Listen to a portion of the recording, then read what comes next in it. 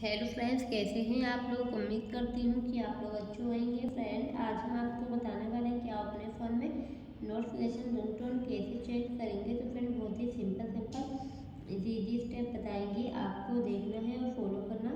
Video की पूरी जानकारी लेने के लिए वीडियो लास्ट से ज़रूर देखना। अगर फ्रेंड आप मेरे चैनल को सब्सक्राइब नहीं किया है तो बेल आइकन को दबाइए, चैनल को सब्सक्राइब कीजिए। फ्रेंड, आपको ऑप्शन देखने को मिलेगा फ़ोन में सेटिंग को ओपन कर लेना।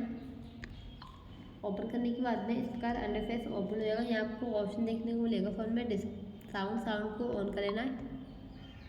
ऑन करने के बाद में आपको ऑप्शन देखने को मिलेगा फ़ोन में नोटिफिकेशन रिंगटोन। तो आप यहाँ से रिंगटोन चेंज करेंगे। नोटिफिकेशन रिंगटोन चेंज कर लेंगे आप यहाँ से जो भी रखना है आप हिसाब से सेट करेंगे और चेंज करेंगे। तो इस पर आप अपने फ़ोन में नोटिफिकेशन रिंगटोन चेंज करेंगे। आई होप अगर आपको मेरी वीडियो अच्छी लगी हो गाइस तो वीडियो को शेयर करें, लाइक करें, चैनल पर नए हो तो चैनल को सब्सक्राइब करें। मिलते हैं अगली नेक्स्ट वीडियो में। जब तक के लिए bye bye and take care.